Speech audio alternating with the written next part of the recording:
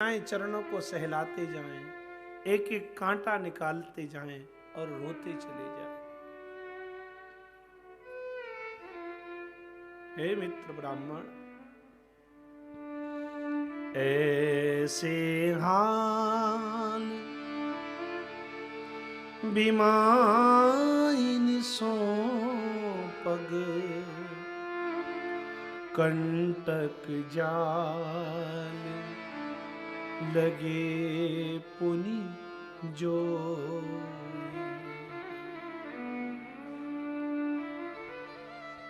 हाय महादुख पायो सखा, तुम आए इते न किते दिन खोए।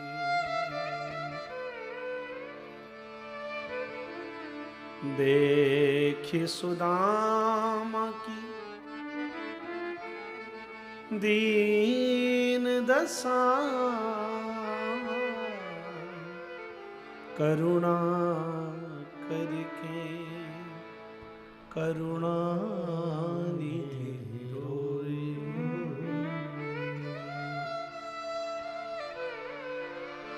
पानी परात को हाथ छुयो नहीं,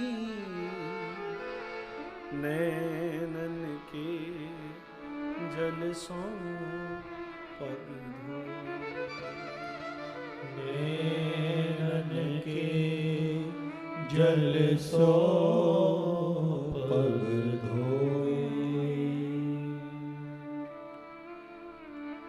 ब्राह्मण को स्नान कराया, पीतांबर पहनाया, 56 भोग अरोगाए हैं। जब दो मित्र मिलते हैं ना, तब उनकी बातें कुछ और होती हैं। मित्रता संबंध ही ऐसा है। जो बातें कहीं नहीं होती वो मित्रों के मध्य में होती हैं। और उसमें भी यदि श्री कृष्ण के जैसा मित्र मिल जावे तब तो जीवन कृतकृत्य हो जाता।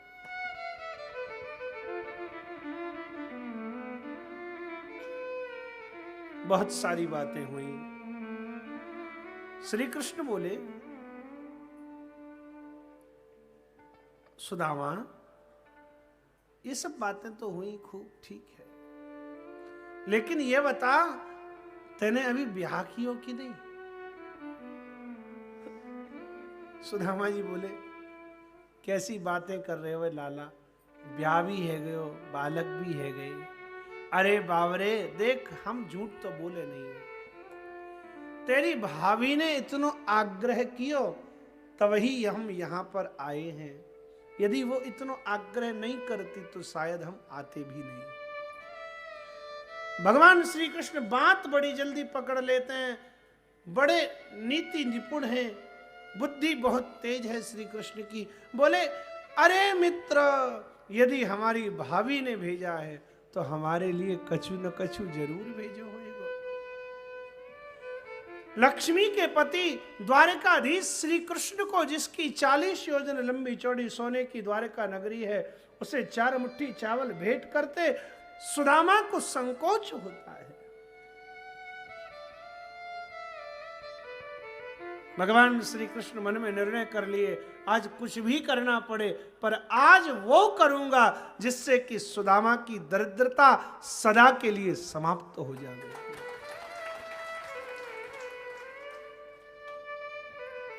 कांख में छुपा रखी थी पोटली, भगवान श्री कृष्ण ने मौका पाया, खींची पोटली।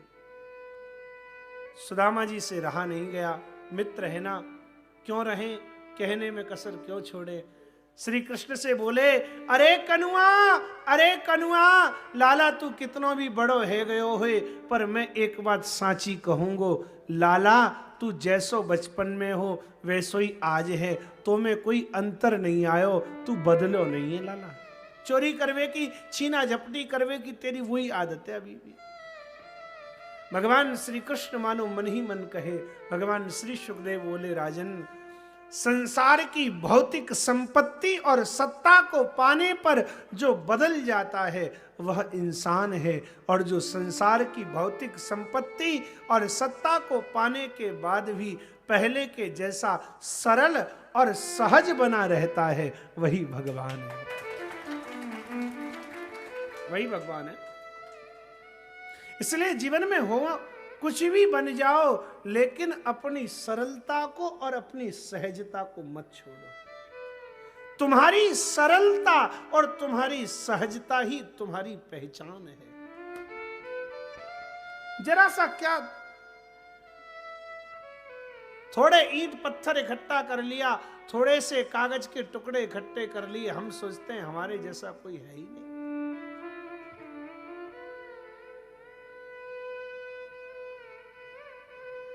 धन दौलत, महल अटारी, ये सब झूठी दुनियादारी है, साथ कुछ ना जाएगा। भैया, सुदामा जी ने देखा, श्री कृष्ण ने छीनी पोटली हाथ में से खोली और एक मुट्ठी तंडुल चावल स्वाहा कर गए। जैसे ही दूसरी मुट्ठी चावल खाने को हुए, देवी रुक्मिणी ने आकर के हाथ पकड़ लिया। हे नाथ, एक मुट्ठी खाकर त्रिलोक की संपत्ति सुदामा को भेंट कर दी, अब दूसरी मुट्ठी खाकर क्या हमें सुदामा के घर में दासी बनाओगे? ये बात मन से कही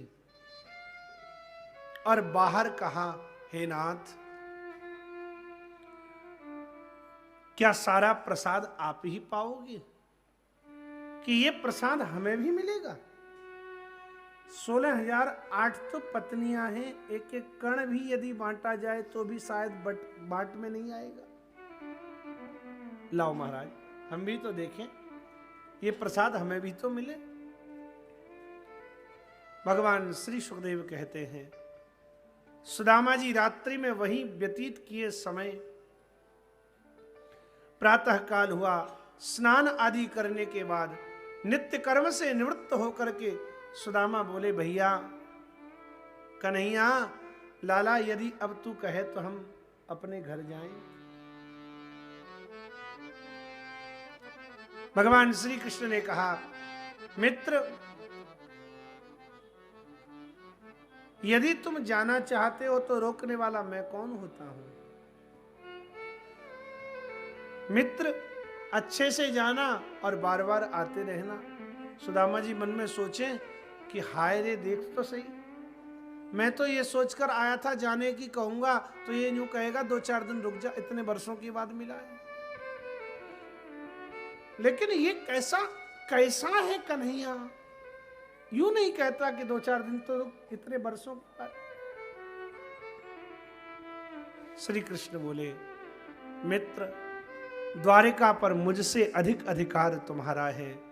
प्यारे, जीवन भर ठहर जाओ तो मुझसे अधिक सुख किसे होगा।